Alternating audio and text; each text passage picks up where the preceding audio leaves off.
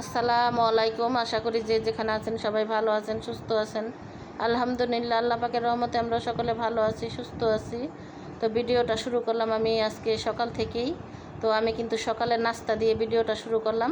এখানে কিন্তু আমি চা দিয়ে আর কি রুটি দিয়ে ভিজায় খাইতেছি, কারণ হোটেলের ভাজিগুলো না আমার কাছে ভালো লাগে না। তো এই জন্য আমি না ভাজি খাই না, তো এই চাটুক দিয়ে আমি রুটি আর কি খাবো।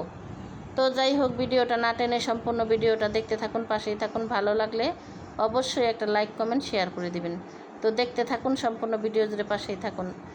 আর এদিক দিয়ে কিন্তু আজকেও মেঘলা মেঘলা আছে, তো জানি না পরে আবার রোদ উঠবে কি না। আর এখানে আমি নাস্তা করে আর কি আগে বিছনা, দোনো রুমের বিছনা দুইটা আর কি ঝাড়লাম, কারণ আমার প্রচণ্ড পাও ব্যথা, তো অত তাড়াহুড়ো করে আমি কাজ করতে পারবো না।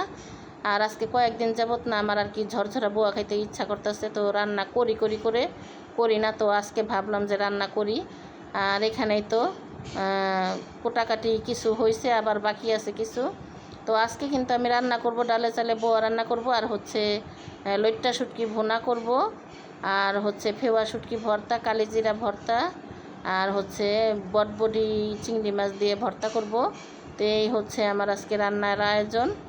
তো যাই হোক, ভিডিওটা সবাই দেখতে থাকুন, যে যেখান থেকে ভিডিওটা দেখতেছেন। ভালো লাগলো অবশ্যই একটা লাইক দিয়ে দিবেন। আর এখানে ধনিয়াপাতা কাইটটা ধুইয়া রাখা হয়েছে, আর এই তো বটবডিগুলো আর কি এখানে রাখা হয়েছে ধুইয়া টুইয়া। তো এগুলো কিন্তু হালকা ভাপ দেওয়া হয়েছে। তো এখন আর কি চিংড়ি মাছটা একটু টাইলা ওইটা আর কি টালবো। আর এই তো আমার স্বামী কিন্তু আজকে দূরে কাজে যায় না, আজকে বাড়ির সামনে কাজ করছে। তো যেহেতু আজকে শুক্রবার, জুম্মার বার, সবাইকে জুম্মা মুবারক। তো উনি কিন্তু কাজ শেষ করে না এখনও, তো কাজ অর্ধেক করে চলে আসছে, যেহেতু জুম্মার নামাজ পড়তে যাবে এর জন্য আর কি। তো ওই যে আবার আসলো, মানে গেট খোলার জন্য আর কি। আমাদের বাড়িতে গেট সবসময় তালা মারা থাকে, চাবিটা নেয় নাই, এর জন্য আবার চাবি নিতে আসলো। তো এই তো ঘরের কাজকর্ম সব শেষ, রান্নাবান্না শেষ। আর এখানে কিন্তু ওই তো আমি আর কি খাবার খেতে বসলাম, কারণ এখানে যে লইট্টা শুটকি ভুনা, আর এই তো এখানে 4 রকমের ভর্তা আছে, আর এই তো ভুয়া ভাত। আর আমি না কখনো এরকম অল্প রান্না করি না। তো আজকে না ভাবলাম কি যে দুপুরেই যাতে শেষ হয়ে যায়, অল্প করে রান্না করছি যাতে রাতে না থাকে। তো আমি কিন্তু 3 পা বা 1 কেজি সবসময় রান্না করি, তো আজকেই মানে অল্প রান্না করছি। তো যাই হোক, কারণ আমার স্বামীও বাড়ির সামনে কাজ করলে কী হবে, উনি কিন্তু সব সময় দুপুরে আর কি খাবার খেতে বাড়িতে আসে না, কারণ ওনার খাওয়া দাওয়া একেবারেই কম। তো আমার কিন্তু খুবই খিদা লাগছে, কারণ এগুলো করতে করতে কিন্তু অনেক দেরি হয়ে গেছে, বেলা বাজে এখন 3টার বেশি। তো এখন এজন্য আর কি খিদা লাগছে অনেক। তো আমি কিন্তু তাড়াতাড়ি করে আর কি রান্না করেই আর কি আমি খাবার খেতে বসলাম। তো গোসল করে আসছি, এই বোয়াটা দমে দিয়েই আমি গোসলটা আর কি করে আসছি। তো এখন গোসল করে তারপরে বসলাম খাবারের জন্য। তো যাই হোক, দেখতে থাকুন।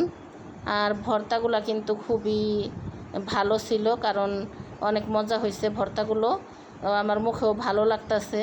তো জানি না কেন এত ভালো লাগতেছে। আর বোয়াগুলোও কিন্তু খুব ঝরঝরে আজকে আর কি। আমি যেরকম আর কি ঝরঝরা বোয়া খাই ওরকম আর কি আজকে হয় নাই, কারণ আজকে পানিটা একটু বেশি হয়ে গেছে। তো যাক, সব সময় একরকম হয় না। আর এখানে হচ্ছে আমার ভাগ্নি আর কি আমার রান্নাঘরে চা ছিল, লাল চা। তো লাল চা আর কি আমার ঢাইলাই না দিল। তো এখন আর কি আমি খাবো লাল চা।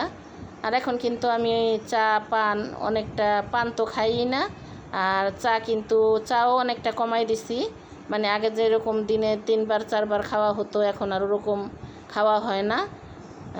দুধ চা তো খাই না, দুধ চা আর কি মাঝে মাঝে উনি ভুলে নিয়ে আসে, লাল চাই খাওয়া হয়। তো যাই হোক, একটু চেষ্টা করে চলি, দেখি আল্লাহ পাক ভালো করে কি না। তারপরও জানি না আল্লাহ পাক কী করবে।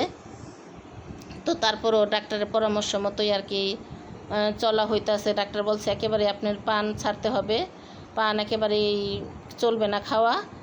তো এই জন্য আর কি তো আসলাম, সন্ধ্যার পরে আসলাম আমার বোনের ঘরে। আইসা দেখেন আমার বোনের মেয়ে হাত ভরে মেহেন্দি দিচ্ছে, কারণ এখন কিন্তু ঈদও না, আর কোনো অনুষ্ঠান নেই, ঈদের কিন্তু এখন অনেক দিন বাকি আছে।